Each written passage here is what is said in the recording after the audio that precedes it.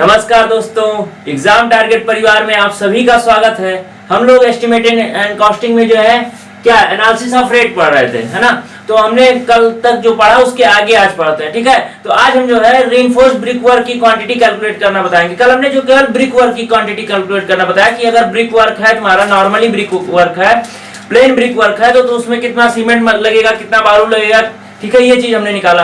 अब हम निकालेंगे अगर रीइंफोर्स्ड ब्रिक है, ठीक है। अगर आप चिनाई कर रहे हैं किसके, रीइंफोर्स्ड ब्रिक की, रीइंफोर्स्ड ब्रिक वर्क, अगर रीइंफोर्स्ड ब्रिक वर्क की बात करें तो इसमें जो मसाले की थिकनेस लेते हैं वो 3 mm लेते हैं। उसमें नॉर्मली हम 1 mm लेते थे, लेकिन इसमें थिकनेस ऑफ मोर्टार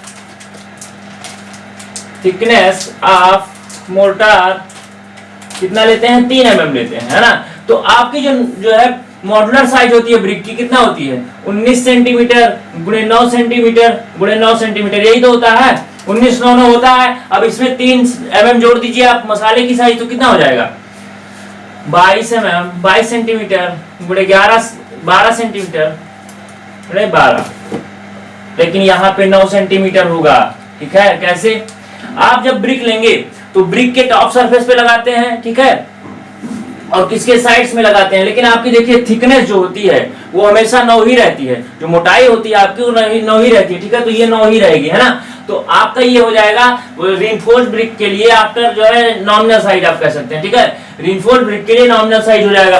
तो एक ब्रिक का आयतन देखिए, अब बात करेंगे हम कि 1 मीटर क्यूब में अगर आप चिनाई कर रहे हैं रीइंफोर्स्ड ब्रिक वर्क की तो कितने ब्रिक्स लगेंगे, ठीक है। 1 मीटर क्यूब में नंबर ऑफ ब्रिक्स, ठीक है, कब, जब आप क्या कर रहे हैं, रीइंफोर्स्ड ब्रिक वर्क कर रहे हैं, ठीक है। तो 1 मीटर क्यूब में कितने ब्रिक्स लगेंगे, ठीक है। तो 1 मीटर क्यूब में आप भाग दे दीजिए कितना, एक ब्रिक के आयतन के, तो कितना हो जाएगा, 22 सेंटीमीटर है आपका, तो 0.22 इंटू 0.12 इंटू 0.09, है ना। इससे भाग दे दीजिए एक ब्रिक के आयतन से, तो इतने ब्रिक आपके लगेंगे। तो इसको भाग दीजिए आप, चलिए निकालिए, 1/0.22 इंटू 0.12 इंटू 0.09, 420। अगर आपसे क्वेश्चन ऑब्जेक्टिव पूछता है कि अगर आप रीइंफोर्स्ड ब्रिक वर्क कर रहे हैं तो 1 मीटर क्यूब में कितने ब्रिक्स लगेंगे, तो 420 ब्रिक्स लगेंगे, ठीक है। अब इन 420 ब्रिक्स का आयतन निकालिए आप, किसमें, इसका ओरिजिनल आयतन कितना है। ये तो हो गया चिनाई के मसाले को इंक्लूड करते हुए आप यहां से निकाले हैं कि मतलब 1 मीटर क्यूब में 420 ब्रिक लगेंगे अगर आप रीइंफोर्स्ड ब्रिक वर्क कर रहे हैं, ठीक है। अब 420 ब्रिक का ओरिजिनल आयतन निकाल के इसमें से घटा देंगे 1 मीटर क्यूब में से, तो मसाले का आयतन पता चल जाएगा आपको, ठीक है। तो क्या करिए, 420 ब्रिक्स का आयतन, ठीक है, वॉल्यूम ऑफ 420 ब्रिक्स, है ना, 420। अब देखिए 0.19 इंटू 0.09 इंटू 0.09, है ना, इंटू 420। तो आप निकालिए कितना आयतन आ रहा है इनका, निकालिए जरा।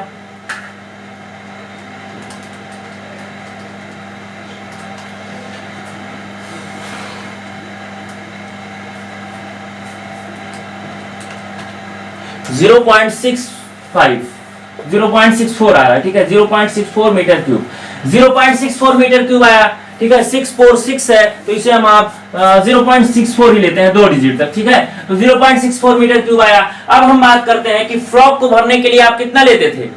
सबसे पहले निकालते हैं इसमें मोर्टार का वॉल्यूम ऑफ मोर्टार,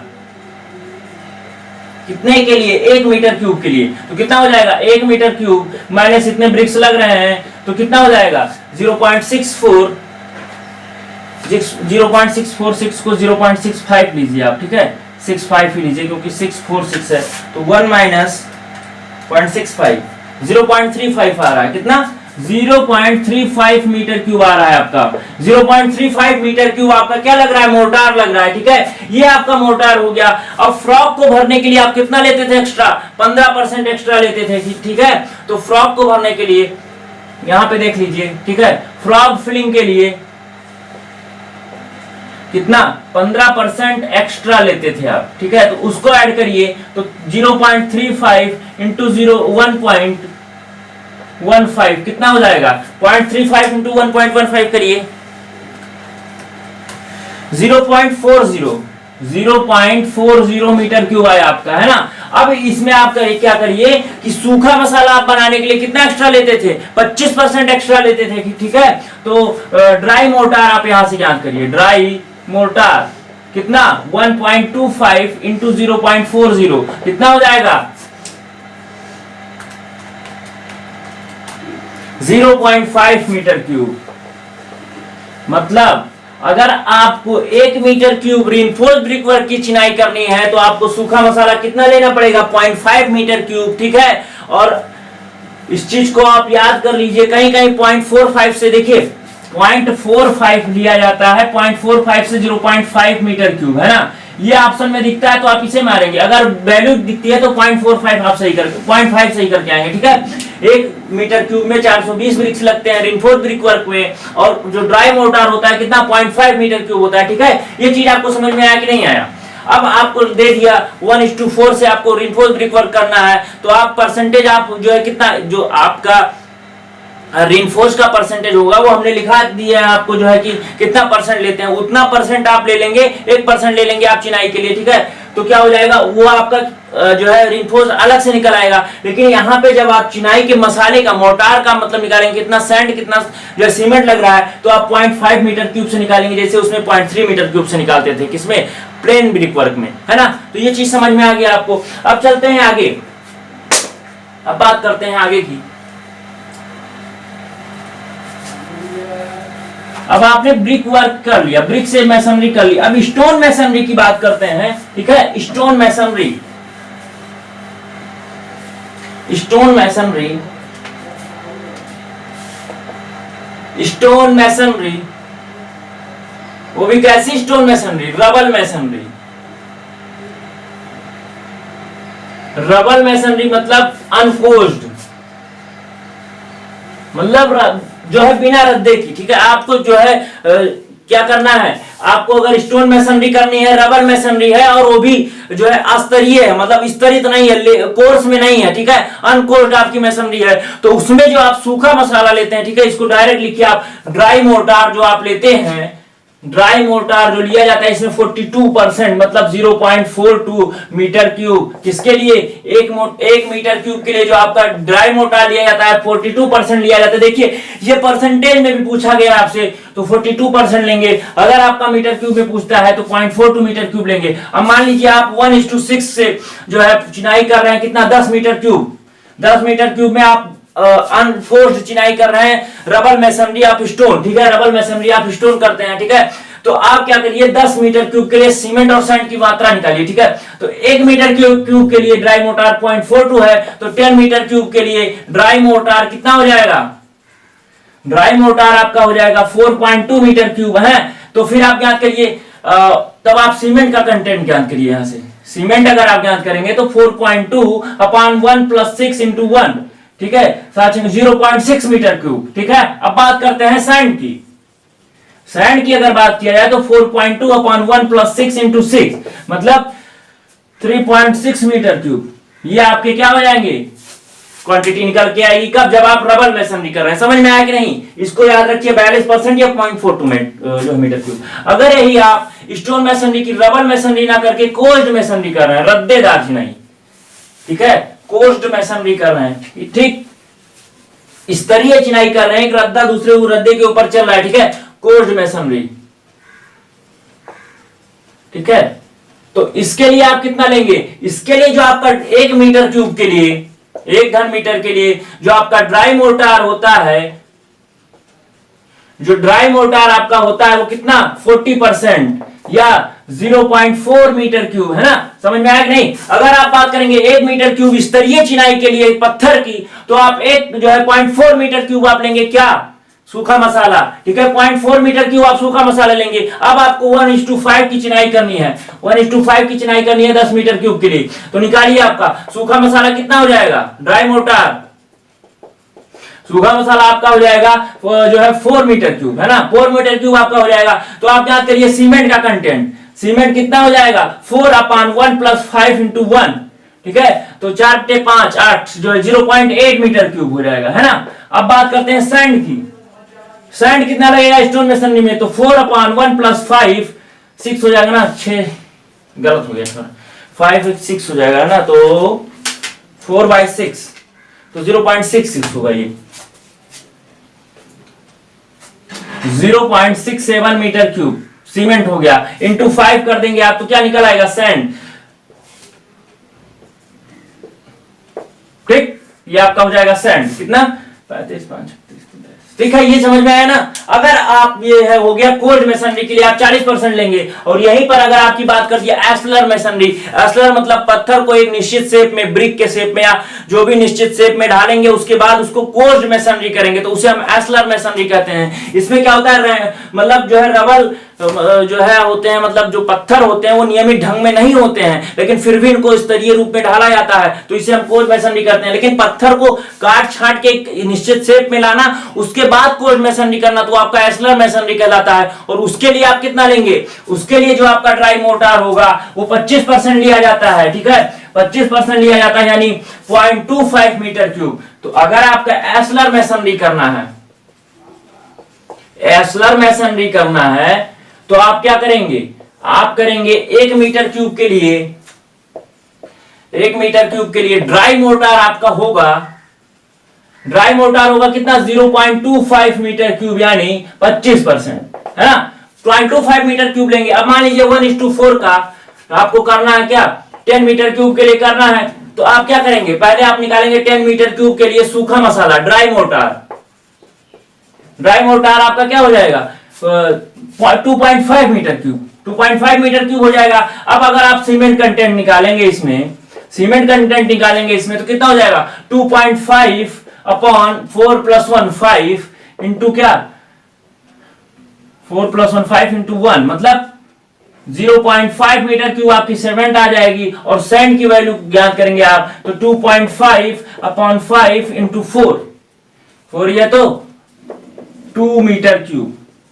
ठीक है, अब आपको यहां से कहें कितनी बोरी सीमेंट लगेगी, तो 0.5 अपॉन 0.034 कर देंगे, तो नंबर आप बैग से निकल के चले आएंगे, क्योंकि एक बैग सीमेंट का आयतन 0.034 मीटर क्यूब होता है, और आपको निकालना है कि 0.5 मीटर क्यूब में कितना होंगे, तो भाग दे देंगे तो आपको क्या पता चल जाएगा, डिवाइड कर देंगे तो आपको नंबर ऑफ बैग्स पता चल जाएंगे, किसके लिए, सीमेंट के लिए। ठीक है, ये आपके हो गए मैसनरी से रिलेटेड। ठीक है, आपकी सारी मैसनरी यहां पे खत्म होती है। अब हम बात करेंगे आपसे प्लास्टरिंग का।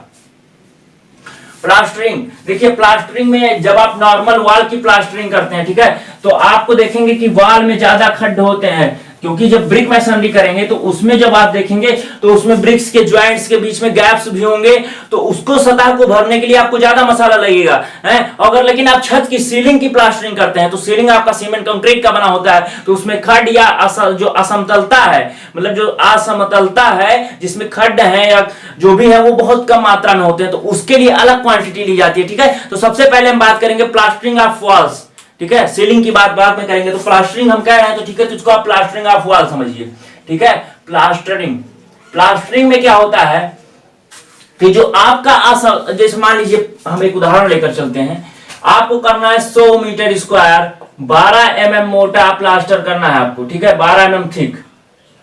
आपको क्वेश्चन दे दीजिए कि 100 मीटर स्क्वायर का एरिया है, ठीक है, 100 मीटर स्क्वायर की दीवार पे आपको 12 mm मोटा प्लास्टर करना है, तो आप प्लास्टर में सीमेंट और सैंड की क्वांटिटी बताइए। ठीक है, अगर आपका जो है प्लास्टरिंग हो रही है 1:3 से, ठीक है, 1:3 से प्लास्टरिंग हो रही है, तो आप क्वांटिटी ज्ञात करिए। ठीक, तो आप क्या करते हैं प्लास्टरिंग में, दो चीज नोट कर लीजिए कि आप जो है असमतलता, जो मतलब आप कह सकते हैं कि जो समतल नहीं होता है, ठीक है, जो आपकी रफुसिटी होती है, ठीक, मतलब आप कह सकते हैं कि जो खड्ड होते हैं बड़े बड़े, उसको भरने के लिए आप, उसको भरने के लिए 30% एक्स्ट्रा मसाला लेते हैं। ठीक है, 30% एक्स्ट्रा लेते हैं। ठीक है, तो आप कह सकते हैं गहरे खड्ड के लिए, ठीक है, आसमान पृष्ठों को,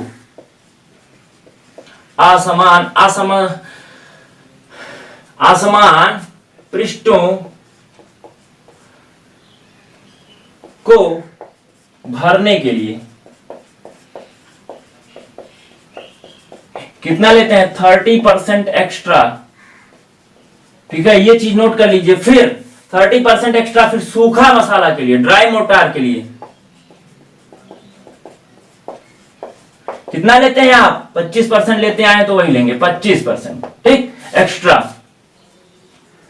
है ना, ये चीज हो गया। अब बात करते हैं, मान लीजिए पहले इसका आयतन निकाल लीजिए, तो आयतन हो जाएगा, वॉल्यूम हो जाएगा आपका कितना, 100 मीटर स्क्वायर एरिया है इंटू 0.012 मीटर से आप मल्टीप्लाई कर दीजिए, तो इतने आयतन में आपको जो है प्लास्टरिंग करनी है, इतना आयतन हो जाएगा आपके मसाले का, ठीक है। ये आपकी बेड मोर्टार का हो जाएगा एरिया, ठीक है, कितना हो जाएगा 1.2 मीटर क्यूब, है ना, 1.2 मीटर क्यूब आपका हो जाएगा क्या, ये आपका मोर्टार हो गया जो आपका प्लास्टरिंग किए तो लगा, है ना। अब हम बात करते हैं कि आसमान पृष्ठों को भरने, अगर आपकी जो है पृष्ठ समान है, समतल है, ठीक है, अगर असमतल पृष्ठ है, ठीक है, असमतल पृष्ठ है, उसको भरने के लिए आप क्योंकि आप प्लास्टर कर रहे हैं तो आप जो लंबाई चौड़ाई एरिया नाप रहे हैं उसमें आप खड्ड को नहीं नाप रहे हैं, या जो 12 mm थिकनेस नाप रहे हैं उसको आप खड्ड को नहीं नाप रहे हैं, ठीक है, आप 12 mm एवरेज थिकनेस ले रहे हैं, तो उसमें क्या होगा कि खड्ड को भरने के लिए 30% एक्स्ट्रा मसाला और लगेगा। आप देखिए, आप जो है सीधा यही आयतन निकाल लीजिए और इस आयतन में 25% बढ़ा लीजिए आप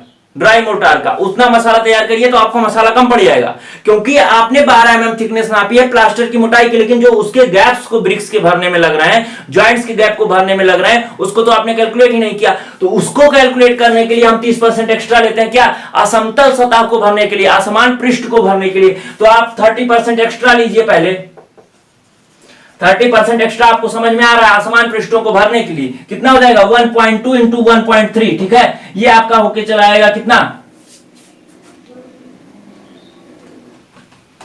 1.56 मीटर क्यूब हो गया।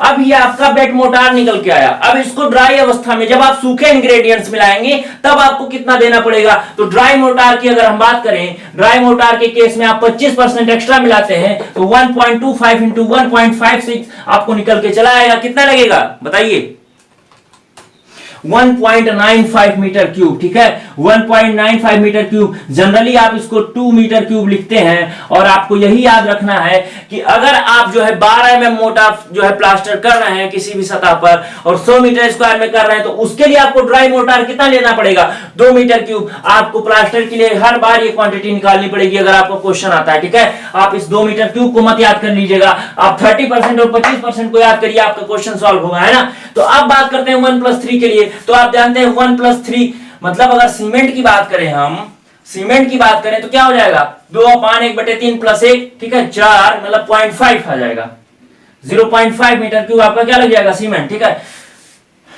ठीक, अगर हम बात करें सैंड की अगर हम बात करें तो 2/1 + 3/3, ठीक, ये हो जाएगा, तो मतलब 1.5 मीटर क्यूब ये आपका मसाला अब निकल के आया, ठीक है। तो ये प्लास्टरिंग हो गई जब आप वॉल्स की कर रहे हैं, ज्यादा खुरदरे पृष्ठ की कर रहे हैं। अगर आप सीलिंग की कर रहे हैं, आरसीसी सीलिंग है आपकी, तो आप क्या करेंगे वहां के लिए देखिए, इसका स्क्रीनशॉट ले लीजिए आप, ठीक। अगर प्लास्टरिंग आप सीलिंग के लिए कर रहे हैं तो देखिए समझ में आ रहा है कि नहीं आ रहा है, हाँ भाई बताते रहिएगा, मजा आना चाहिए बस। अगर आप प्लास्टरिंग कर रहे हैं किसकी, सीलिंग की, छत की प्लास्टरिंग कर रहे हैं, ठीक है, अगर आप सीलिंग की कर रहे हैं जो आपका छत का अंतर छत बोलते हैं जिसको, ठीक है, उसकी प्लास्टरिंग कर रहे हैं, आपको 100 मीटर स्क्वायर में प्लास्टरिंग करना है, 12 mm थिक प्लास्टरिंग करनी है आपको, ठीक है, 12 mm थिक प्लास्टरिंग करनी है, कितने 1:2 मसाले से ज्यादा हो जाएगा, 1:4 मसाले से आपको करना है, ठीक है, प्लास्टरिंग सीलिंग की। तो आप क्या करेंगे अब, ठीक है, अब आप क्या करेंगे, ये कोई स्टैंडर्ड नहीं है भैया, देखो हम बस सॉल्व कराने के लिए आपको समझाने के लिए ले रहे हैं, ठीक है। तो आप जब निकालेंगे यहाँ पे असमतल सतह के लिए जो लेंगे तो वहां 30% लेते थे, लेकिन यहाँ 20% लेंगे, क्यों, क्योंकि सीलिंग में जो असमतलता है वो कम है दीवार की अपेक्षा, क्योंकि सीलिंग में आपके गैप्स नहीं है, ज्वाइंट्स नहीं है, बस केवल थोड़ा बहुत जो आपका कहते हैं फॉर्म वर्क के कारण इधर कोई उठा हुआ पार्क होगा, कोई जो है नीचा हुआ पार्क, तो उसमें जो खड्ड निर्मित हो गए होंगे उसके लिए ही आपको भरना है। तो आप जो असमतल सतह के लिए लेते थे एक्स्ट्रा, उसमें आप क्या करेंगे, उसमें आप केवल 20% एक्स्ट्रा लेंगे, ठीक है। तो असमान पृष्ठ को भरने के लिए कितना लेंगे आप 20% एक्स्ट्रा लेंगे, 20% एक्स्ट्रा लेंगे। और अगर आपका सूखे मसाले के लिए, सूखे मसाले के लिए कितना लेंगे भैया 25%, मसाला तो वही रहेगा ना, सूखा मसाला ही लेना है, तो आपको कितना लेना पड़ेगा 25%। अब निकालिए आपका इसका वॉल्यूम निकालिए इसका, तो वॉल्यूम क्या हो जाएगा आपका वॉल्यूम आपका हो जाएगा 100 मीटर स्क्वायर इंटू 0.012 मीटर, यानी 1.2 मीटर क्यूब आपका हो गया ये आयतन। अब 1.2 मीटर क्यूब में आपका असमतल पृष्ठ के लिए आप जोड़िए तो 1.2 इंटू 1.2, ठीक है, क्योंकि ये भी 20% है, तो 1.44 मीटर क्यूब आपका हो गया। अब बात करते हैं सूखे मसाले के लिए 25% एक्स्ट्रा जोड़िए तो 1.44 इंटू 1.25 कितना निकल के आएगा, 1.44 into 1.25 1.8 metre cube, 1.8 metre cube. आपसे ये पूछा जाता है कि अगर अंतर छत पे करना है और 12 mm मोटा प्लास्टर है, 100 मीटर स्क्वायर में करना है तो 1.8 मीटर क्यूब आपको ड्राई मोटार लेना पड़ेगा। अब अगर हम सीमेंट की मात्रा निकालें इसमें तो सीमेंट जो होगा आपका कितना निकल के आएगा, 1.8 अपॉन 1 प्लस 4 इंटू 1, और सैंड की बात करें तो कितना निकल के आएगा 1.8 अपॉन 1 प्लस 4 इंटू 4। ठीक, इसका स्क्रीनशॉट ले लीजिए, ये आपके सीलिंग प्लास्टर के लिए हो गया। ठीक, अब हम आगे बात करेंगे आपका सीमेंट कंक्रीट कार्य फर्श में। फर्श में आपका सीमेंट कंक्रीट कार्य करना है तो कितना लिया जाएगा, समझ में आ रहा है ना? हाँ, बताते रहिए क्योंकि बहुत इंपॉर्टेंट टॉपिक है। इससे जो है एसएससी जेईई में या फिर किसी भी एग्जाम में जितना एस्टिमेटिंग पढ़ा रहा है ना, इसी से आएगा, पक्का इसी से आएगा। ठीक, तो अच्छे से पढ़िए, मन लगा के पढ़िए। अब हम बात करते हैं आपसे कि अगर जो है फर्श कार्य हो रहा है सीमेंट कंक्रीट फर्श का, ठीक है, सीमेंट कंक्रीट फ्लोर का फर्श जो आप नीचे बिछाते हैं, सीमेंट कंक्रीट फ्लोर, है ना। सीमेंट कंक्रीट फ्लोर की बात करें फर्श के लिए तो एक क्वेश्चन इसमें लेते हैं, 2.5 सेंटीमीटर मोटी आपकी फर्श है और 100 मीटर स्क्वायर आपका क्या है एरिया में, आपको 1:2:, एक मिनट पहले हम बात करेंगे आपका कि जो है मान लीजिए, हाँ क्वेश्चन देखते हैं, 2.5 सेंटीमीटर मोटी आपकी है, 2.5 सेंटीमीटर ठीक आपकी क्या है कंक्रीटिंग कर रहा है, मतलब 2.5 सेंटीमीटर ठीक आपकी जो है फ्लोर बिछा रहे हैं कंक्रीट की, ठीक है, और उसमें 100 मीटर स्क्वायर तक जो है बिछा रहे हैं, मतलब 100 मीटर स्क्वायर तक फर्श आप डाल रहे हैं 2.5 सेंटीमीटर मोटी, तो सीमेंट कंक्रीट फर्श, तो उसमें जो है कितना लिया जाएगा, ठीक है। तो अब बात करते हैं इसमें, ठीक है, इसके लिए जो आसमान सतह के लिए एक्स्ट्रा लिया जाता है, ठीक है, आसमान सतह के लिए,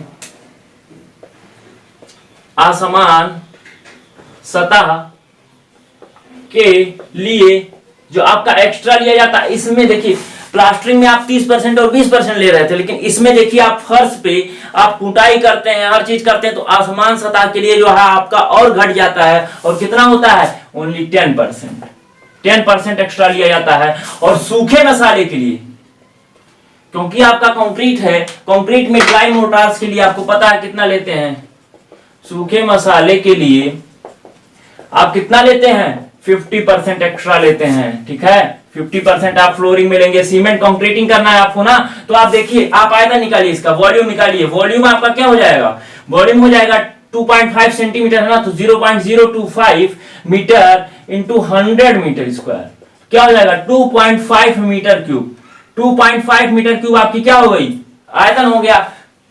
अब आसमान पृष्ठों वाला इसमें बढ़ाइए तो 2.5 इंटू 1.1, ठीक है, तो 5 5 27 2.75 मीटर क्यूब आपका क्या हो गया, ये आपका हो गया जो है वेट मोटार। अब अगर आपको ड्राई मोटार ज्ञात करना है तो 2.75 में आप क्या करिए 1.5 से मल्टीप्लाई करिए, कितना निकल के आएगा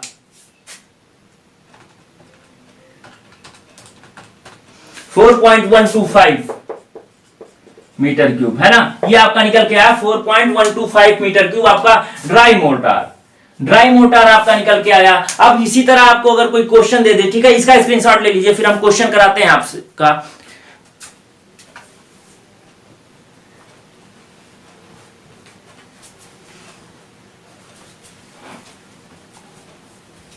ठीक, तो इसको अब मिटाएं।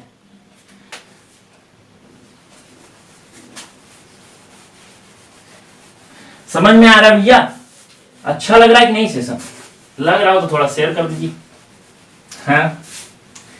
हाँ भाई, अब बात करते हैं कि अगर हाँ क्वेश्चन है 4 सेंटीमीटर मोटी फर्श है 1:2:4 का 100 वर्ग मीटर में आपको क्या करना है, 4 सेंटीमीटर थिक आपकी क्या है एक फर्श है और सीमेंट कंक्रीट 1:2:4 है, और आपको क्या ज्ञात करना है 100 मीटर स्क्वायर के लिए आपको मटेरियल्स ज्ञात करने हैं। 100 मीटर स्क्वायर के लिए मटेरियल्स याद कर रहे हैं। तो आप क्या करिए, आप सबसे पहले ड्राई मोटार कैलकुलेट करिए। तो ठीक है, तो वॉल्यूम आप कैलकुलेट करिए पहले। वॉल्यूम आपका क्या आ जाएगा 0.04 इंटू 100 मतलब 4 मीटर क्यूब। 4 मीटर क्यूब आपका जो है एरिया पे, 4 घन मीटर एरिया में आपको क्या करना है, जो है सीमेंट कंक्रीट की फर्श बनानी है। ठीक है, अब हम बात करते हैं असमतल सतह के लिए। असमतल सतह के लिए कितना हो जाएगा 4 इंटू 1.10 क्योंकि 10% एक्स्ट्रा, 10% एक्स्ट्रा। ठीक है, तो कितना हो जाएगा 4.4 मीटर क्यूब। ठीक, अब बात करते हैं सूखा मसाला, ड्राई मोर्टार। सूखा मसाला ड्राई मोर्टार, ड्राई मोर्टार की अगर हम बात करें तो 4.4 इंटू 1.5 कितना हो जाएगा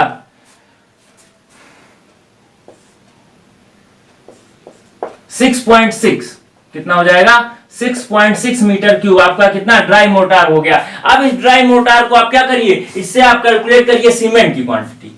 तो सीमेंट आपका क्या हो जाएगा 6.6 अपॉन 1 प्लस 2 प्लस 4 इंटू 1। ठीक है, आपका सीमेंट निकल आएगा। अगर सैंड की बात करें तो क्या हो जाएगा 6.6 अपॉन 1 प्लस 2 प्लस 4 इंटू 2, ये आपका सैंड निकल आएगा। वही कोर्स एग्रीगेट की बात करें हम तो 6.6 अपॉन 1 प्लस 2 प्लस 4 इंटू 4, ये आपका निकल के चला आएगा सारी क्वांटिटीज। ठीक है, तो ये आपकी फ्लोरिंग से हो गया। अब यहीं पर आपका एनालिसिस ऑफ रेट खत्म होता है, क्योंकि इससे ज्यादा क्वेश्चन आपका एनालिसिस ऑफ रेट से कभी नहीं पूछा गया है। ठीक है, एक क्वेश्चन आया था कि सेप्टिक टैंक का मतलब निकालना था इंग्रेडिएंट, तो उसमें कोई भी एक्स्ट्रा आपको नहीं लेना है। जब ऐसे क्वेश्चन आते हैं तो आप क्या करिए, आयतन निकाल लीजिए मसालों का और उसमें जो इंग्रेडिएंट्स है उनसे भाग दे दीजिए टोटल क्वांटिटी से, तो आपका निकल आता है। ठीक है, वो चीज हमको यहाँ पे नहीं देखना है। जो हमारे कॉन्सेप्चुअल जो चीजें आती है एग्जाम में लोग नहीं कर पाते, उन चीजों की बात करना है हमको। ठीक है, और क्रैश कोर्स से आपको पता भी है, लेकिन इतना चीजें आपको हम पढ़ा रहे हैं एस्टिमेटिंग में, इससे एक्स्ट्रा नहीं जाएगा। इसका स्क्रीनशॉट लीजिए, फिर आगे हम बात करते हैं। ठीक है, अब हम बात करते हैं वैल्यूएशन की। वैल्यूएशन हम शुरू कर रहे हैं आज से। ठीक, तो हमें लगता है 1 या 2 लेक्चर आपका और आएगा एस्टिमेटिंग का बस। तो उसके बाद आपको क्या पढ़ना है आप बताते रहिए। जिसका वोट ज्यादा होगा वही सब्जेक्ट शुरू होगा, तो आप लोग वोट करिए जिस सब्जेक्ट का वोट ज्यादा होगा। अभी क्या चल रहा है, अभी आपका 1 पे चल रहा है बिल्डिंग मटेरियल। ठीक है, और 1 वोट है, 2 वोट है आपका किसका, फ्लूइड मैकेनिक्स का। तो अब इस वोट को आपको बढ़ाना है, कौन सा सब्जेक्ट पढ़ाना है। ठीक है, कोई तीसरा सब्जेक्ट, जो भी सब्जेक्ट आप चूज करेंगे वो हम पढ़ाएंगे, कोई भी सब्जेक्ट हो। ठीक है, होना चाहिए सिविल का ही। ठीक, तो कोई भी सब्जेक्ट आप चूज करेंगे तो हम पढ़ाएंगे। अब आप अपना वोट करिए इस पे, कौन सा सब्जेक्ट आपको चाहिए। ठीक है, अब बात करते हैं वैल्यूएशन की। वैल्यूएशन होता क्या है, वैल्यूएशन एक नॉर्मल सी बात है। कोई भी आपकी संरचना है, कोई भी कंस्ट्रक्शन है, कुछ भी है, आपको वर्तमान स्थिति में, वर्तमान में बाजार के मूल्य के आधार पर, या आप कह सकते हैं वर्तमान स्थिति में वो कहां पे एग्जिस्ट कर रही है, उसका वर्तमान कीमत क्या है, उस चीज का पता लगाने के लिए हम क्या करते हैं, वैल्यूएशन करते हैं। ठीक है, वर्तमान में किसी भी संपत्ति का क्या मूल्य है, क्या कीमत है, उस चीज का पता लगाने के लिए हम क्या करते हैं, वैल्यूएशन करते हैं। ठीक है, वैल्यूएशन के पर्पस क्या क्या होते हैं। देखिए, ऑब्जेक्टिव में लगभग 3 से 4 बार ये चीज पूछा जा चुका है कि 4 ऑप्शन दिए हैं, उसमें से पूछा कि कौन सा वैल्यूएशन का पर्पस नहीं है, किस जो है कौन सा ऐसा चीज है जो वैल्यूएशन का उद्देश्य नहीं है। तो आपको ये चीज चारों मतलब जो है जितने भी उद्देश्य होते हैं, आपको जो पर्पस ऑफ वैल्यूएशन आपको पता होनी चाहिए। ठीक है, तो बात करते हैं purpose of valuation. Purpose of valuation, ठीक है, अगर हम वैल्यूएशन के उद्देश्य की बात करें तो जो पहला आपका उद्देश्य होता है वो आपका होता है संपत्ति को बेचना या खरीदना। संपत्ति को बेचना या खरीदना। ठीक है, इंग्लिश में हो जाएगा टू बाइंग और सेलिंग, टू बाइंग और सेलिंग प्रॉपर्टी। आप ठीक है, प्रॉपर्टी को खरीदना या बेचना। ठीक है, तो ये चीज हो जाएगा। अब बात करते हैं कि जैसे आपको आपकी प्रॉपर्टी को बेचना है तो कैसे, किस जो जिस समय जितने रुपए बनाए थे उसी रुपए में थोड़ी बेच पाएंगे आप। ठीक है, आप मान लीजिए कोई बिल्डिंग बनाए, बिल्डिंग 10 साल बाद आपको बेचने का मन किया तो उस समय 10 लाख रुपए लागत थी, तो आपका इस समय 10 लाख रुपया थोड़ी पाएंगे। है ना, हो सकता है ज्यादा पा जाए, हो सकता है कम पा जाए, उस समय के रेट के आधार पे होगा। तो उस समय उस संपत्ति का आप वैल्यूएशन करेंगे, वो कहां पे एग्जिस्ट कर रही है, उसकी कीमत वर्तमान में कितनी है, उस हिसाब से आप जो है संपत्ति को बेचेंगे। तो पहला उद्देश्य होता है वैल्यूएशन करने का, आपको संपत्ति को खरीदना है या बेचना है तो आप संपत्ति का क्या करेंगे, वैल्यूएशन। दूसरा आपका होता है टैक्स फिक्सेशन, कर निर्धारण, मतलब टैक्स फिक्सेशन, कर निर्धारण या टैक्स फिक्सेशन क्या होता है, अगर आपका संपत्ति है उस पे हाउस टैक्स, नगर निगम वाले बहुत सारे टैक्सेस लगते हैं, ठीक है, तो उस टैक्स का निर्धारण कैसे करेंगे, उस संपत्ति के जो आपकी मूल्य होगा उसके हिसाब से ही तो टैक्स लगेगा। संपत्ति आपकी 10 लाख की है और टैक्स लग जाएगा 1 करोड़ वाला, ऐसा नहीं होगा। तो आप वैल्यूएशन करेंगे, उसके बाद उसका टैक्स का निर्धारण होगा। थर्ड होगा आपका किराया निर्धारण, किराया निर्धारण, किराया निर्धारित आप करेंगे कि अगर जो है प्रॉपर्टी किस लायक है, रूम आपका छोटा सा है, ले रहे हैं 10,000 किराया, ऐसा नहीं होगा, तो उसका जो है आप क्या करेंगे, उसको निर्धारित करने के लिए भी आप प्रॉपर्टी का वैल्यूएशन करेंगे, ठीक है। अब बात करते हैं ऋणों के संबंध में जमानत या बंधक रखना। ऋणों के संबंध में जमानत या बंधक रखना, ये क्या होता है, देखिए जब आपको पैसे की ज्यादा जरूरत पड़ गई, ठीक है, कोई इमरजेंसी है, आपके पास पैसे की ज्यादा जरूरत है, आप अपने बिल्डिंग को क्या गिरवी, जो सब समझते हैं ना, बंधक, गिरवी रखना चाहते हैं, बंधक रखना चाहते हैं, तो आपको कितना पैसा मिलेगा, इस चीज का निर्धारण करने के लिए आपको जो है वैल्यूएशन करना पड़ेगा। जब वैल्यूएशन हो जाएगा तो उसी हिसाब से आपको उसका ऋण मिलेगा, और जब आप उसका भुगतान करेंगे तो फिर से आपकी संपत्ति आपकी हो जाएगी, ठीक है। ये चीज हो गया, आपको इमरजेंसी में काम आता है। फिर ठीक है, अनिवार्य संपत्ति का अर्जन, ये बहुत इंपॉर्टेंट है।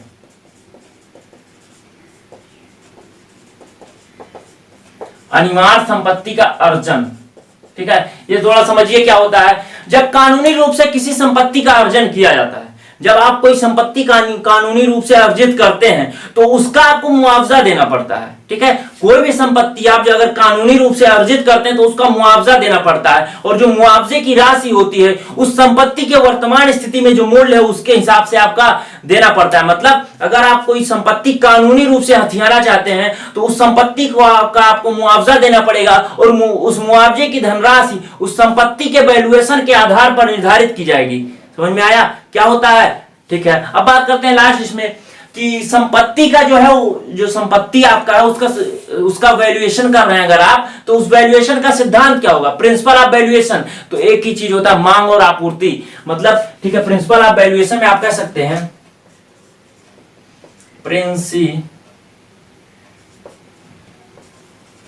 Of valuation. अगर वैल्यूएशन के प्रिंसिपल की बात करें तो एक मांग और आपूर्ति, एग्जाम में पूछा गया है डायरेक्ट, ठीक है, तो ये प्रिंसिपल होता है। इसका मतलब क्या हुआ, मांग आपूर्ति। अगर आप संपत्ति को बेचना चाहते हैं तो किसको बेच देंगे, जब तक कोई खरीदना नहीं चाहेगा तब तक आप संपत्ति को बेच नहीं सकते। जब तक कोई आपकी संपत्ति को खरीदना नहीं चाहेगा आप संपत्ति को बेच नहीं सकते। मतलब जितना आप जो है मांग होगी उतना ही आपूर्ति कर पाएंगे आप, ठीक है। जबरदस्ती किसी को ले जाके बेच तो देंगे नहीं आप, ठीक है। तो इस चीज को कहते हैं मांग आपूर्ति, और यही आपका प्रिंसिपल है कि अगर आप वैल्यूएशन करा रहे हैं तो उस चीज की पहले नीड होनी चाहिए, तभी आप उसका क्या कर पाएंगे, जो है आपूर्ति कर पाएंगे, ठीक है। तो ये आपके वैल्यूएशन का ओवरव्यू हो गया, ठीक है, ये आपके वैल्यूएशन का ओवरव्यू हो गया। ये पांचों चीज आप याद रखेंगे, पांचों पॉइंट, 4 ऑप्शन दे देता है, उसमें से एक इसमें से नहीं होता है, तो आप इस चीज को ध्यान रखिएगा, ठीक। चलते हैं अगले कुछ जो है डेफिनेशंस हैं उसको बात कर लेते हैं, बाकी का कल के लेक्चर में पूरा वैल्यूएशन अच्छे से समझा जाएगा। तो कुछ जो है बात कर लेते हैं कि डेफिनेशंस की, वैल्यूएशन से related.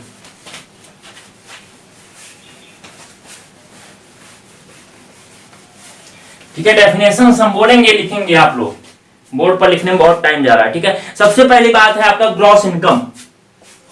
Gross income, gross income क्या होता है, कोई संपत्ति है आपकी, उस संपत्ति से टोटल जितना आपको इनकम हो रहा है, टोटल इनकम जो हो रहा है वो आपका ग्रॉस इनकम कहलाता है, ठीक है। आप कोई संपत्ति है, मान लीजिए आपका कोई घर है, उसे आप रेंट पर दे दिए, तो उससे जितना रेंट मिल रहा है टोटल, उससे आप क्या कहेंगे, ग्रॉस इनकम, ठीक है। और सेकंड होता है आपका net income.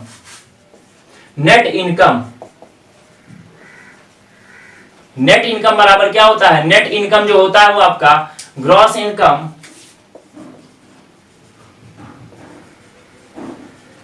Minus out goings, ठीक है, और आउट गोइंग, ये दोनों आपको साथ में, ठीक है। अब हम तीसरा भी आपको आउट गोइंग्स की भी यहीं पे बात करेंगे, ठीक है, आउट गोइंग्स, ठीक है। नेट इनकम क्या होता है कि जो आपका ग्रॉस इनकम है उसमें से आउट गोइंग्स को घटा दीजिए तो आपका नेट गोइंग्स जो है नेट इनकम पता चल जाता है। आउट गोइंग्स क्या है? संपत्ति पर आपका मालिकाना हक बनाए रखने के लिए जो आपको जितने खर्चे जो है करने पड़ते हैं उसे हम आउट गोइंग्स कहते हैं। जैसे आपको संपत्ति पर अपना मालिकाना हक जताना है तो आप क्या करेंगे, उसका कर पे करेंगे, ठीक है, जितने टैक्स होते हैं उसको पे करेंगे, उसका जो है रिपेयरिंग करेंगे, रूटीन खर्चा जो आता है जितने भी करेंगे आप, ठीक है, आप नगर पालिका का जो भी आएगा टैक्स वो भी आप पे करेंगे, ठीक है। तो ये सब चीजें मतलब संपत्ति पर मालिकाना हक बनाए रखने के लिए जो भी आपको खर्चा करना पड़ता है उसे आप क्या कहेंगे, तो उस खर्चे को कहेंगे हम आउट गोइंग्स, और वो आउट गोइंग को ग्रॉस इनकम में से घटा देंगे तो आपका नेट इनकम आता है, ठीक है। ये चीज हो गया। जैसे आपका देखिए सिंकिंग फंड हो गया, टैक्सेस हो गया, आपके अनुरक्षण व्यय मतलब संपत्ति का अनुरक्षण करना है या फिर मरम्मती कार्य के लिए जो भी व्यय हो रहे हैं, ठीक है, तो ये सब सारे आउटगोइंग्स के अंदर आते हैं, ठीक है। अगला है आपका annuity.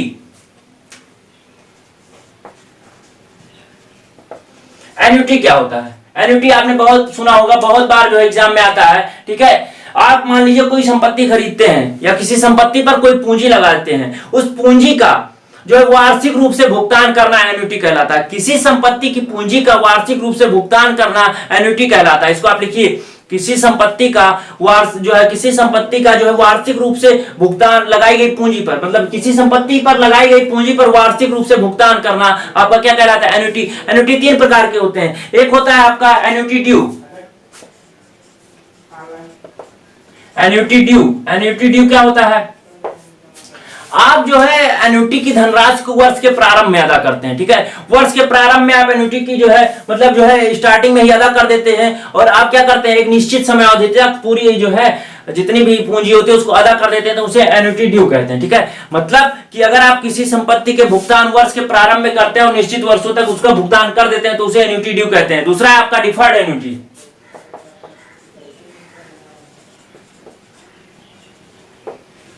Deferred annuity. Deferred annuity क्या होता है कि आप एन्युटी का भुगतान भविष्य में किसी निश्चित अवधि से शुरू करते हैं, मतलब वर्तमान में ना शुरू करके भविष्य में किसी निश्चित अवधि को निर्धारित कर लेंगे, मतलब 5 साल बाद हम भुगतान करना शुरू करेंगे, ठीक है। तो उसके बाद जो निश्चित अवधि तक आप भुगतान करते हैं तो उसे आप जो है डिफर्ड एन्युटी कहते हैं। और थर्ड आपका है जो है कि परपेचुअल एन्युटी।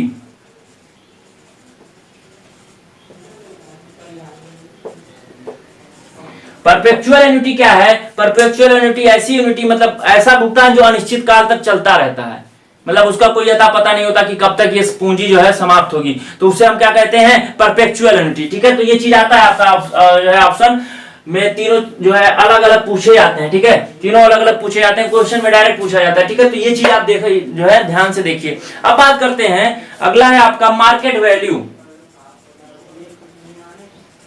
मार्केट वैल्यू क्या होता है? किसी संपत्ति का खुले बाजार में जो मूल्य होगा, आप संपत्ति का जो है बोली लगवा दीजिए खुले बाजार में, जो उसका मूल्य आएगा वही आपका क्या कहलाएगा? मार्केट वैल्यू, ठीक है। अब बात करते हैं book value. Book value, book value जो होता है आपकी मतलब जो संपत्ति का ओरिजिनल कॉस्ट है उसमें से आप डिप्रिसिएशन को घटा दीजिए, ठीक है। संपत्ति का बही खाता मूल्य जो आपका बुक वैल्यू कहलाता है वो क्या कहलाता है? डिप्रिसिएशन को घटा दीजिए, ठीक है। मान लीजिए आपकी संपत्ति का पिछले वर्ष जब आपने जो है निकाला था, देखिए बही खाता मूल्य बुक वैल्यू का सीधा सा मतलब होता है कि आप हर वर्ष जो है मान लीजिए इस वर्ष आपने घर बनवाया तो आपकी इसकी कीमत जो है 10 लाख रुपए थी, ठीक है। मान लीजिए इतना 1000 रुपए थी, ठीक है, 1000 रुपए थी। अब जो है 1 साल बीता, 1 साल में जो डेप्रिसिएशन हुआ वो मान लीजिए 5 रुपए हुआ, ठीक है। तो 5 रुपए घटा देंगे तो क्या हो जाएगा? ये आपका बुक वैल्यू निकल के चला आएगा अगले साल के लिए, ठीक है। तो कितना हो जाएगा? ये 995, ठीक है, इतना हो जाएगा, ठीक है, 995 रुपए हो गए।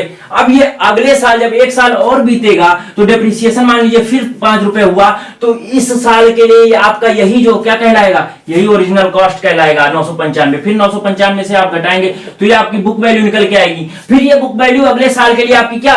ओरिजिनल वैल्यू कहलाएगी, ठीक है। तो यही चलता रहता है, मतलब कि प्रत्येक वर्ष आप जो है डिप्रिसिएशन को घटाइए, उसके बाद जो मूल्य आपका आता है वही आपका बही मूल्य, मतलब बही मूल्य आपका बुक वैल्यू कहलाता है। अगले साल यही बुक वैल्यू आपका जो है टोटल कॉस्ट कहलाती है, उसमें से फिर आप डिप्रिसिएशन घटाते हैं तो फुल जो है फिर आपकी क्या बुक वैल्यू आती है। ठीक, तो ये चीज समझ में आया होगा। अब बात करते हैं असेस्ड वैल्यू, अंकित मूल्य का। ठीक है, 7वां है आपका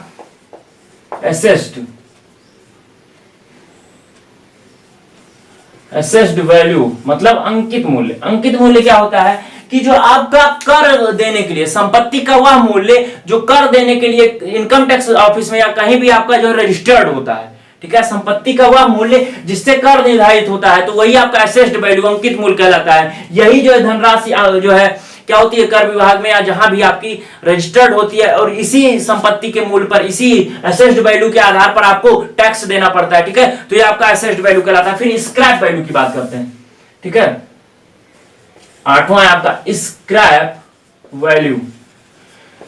आपके संपत्ति की लाभकारी आयु खत्म हो जाए, उसके बाद संपत्ति को गिरा दीजिए, उसके बाद जो उसका मूल्य होता है उसे आप क्या कहते हैं, उसे आप स्क्रैप वैल्यू कहते हैं। मतलब लाभकारी आयु खत्म होने के बाद संपत्ति को गिराने के पश्चात जो मूल्य आता है उसे आप क्या कहते हैं, स्क्रैप वैल्यू। इसके scrap value generally total cast का 10% लिया जाता है। और ये देखिए, ये तो पूछा ही गया है 2 चीज, और तीसरा ये भी पूछा गया कि स्क्रैप वैल्यू की जो स्क्रैप वैल्यू आपकी पॉजिटिव होती है, नेगेटिव होती है, पॉजिटिव नेगेटिव दोनों हो सकती है। तो देखिए इसको ऐसे समझिए कि जो आपकी स्क्रैप वैल्यू होती है, अगर आप कंक्रीट का मान लें, कंक्रीट का स्ट्रक्चर था, तोड़ के गिरा दिया, ठीक है, तो उसमें जो है रिइंफोर्समेंट भी निकलेगा, कंक्रीट भी निकलेगा। तो अगर केवल कंक्रीट का बना हुआ है तो आप क्या करेंगे, कंक्रीट तो बिकती नहीं है, तो आप कंक्रीट को उस जगह से दूसरी जगह पर खुद के पैसे से ट्रांसपोर्ट करके उसका जो है डिस्पोजल करेंगे आप। तो इसका मतलब आप जो है माइनस में चलेगा, निगेटिव में। आप ही को वहां का जो है और देना पड़ा तोड़वाने के बाद स्ट्रक्चर को, तो वहां पे निगेटिव आ गई। लेकिन आपका मान लीजिए कोई स्टील का स्ट्रक्चर है, उसको गिराएंगे तो आपको धन भी अर्जित होगा, क्योंकि स्टील बिक जाती है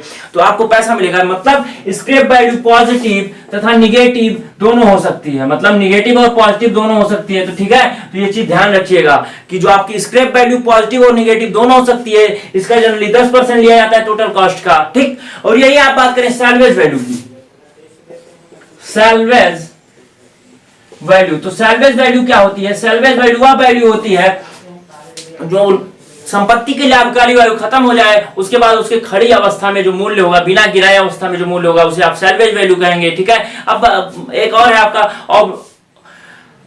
ऑब्सोल्यूशंस। ठीक है, ऑब्सोल्यूशंस, ठीक है, इसे हिंदी में कहते हैं लुप्त प्रायता। मतलब आपकी संपत्ति का डिजाइन ऐसा हो, आपकी बिल्डिंग का डिजाइन ऐसा हो जो वर्तमान मॉडर्न एज में जो एग्जिस्ट ना करता हो, लोग उसे पसंद ना करते हो, तो उसकी वैल्यू काफी घट जाती है। ठीक है, तो उसे हम लुप्त प्रायता कहते हैं। संपत्ति का ऑब्सोल्यूशंस हो गया। ठीक है, लुप्त प्रायता हो गई।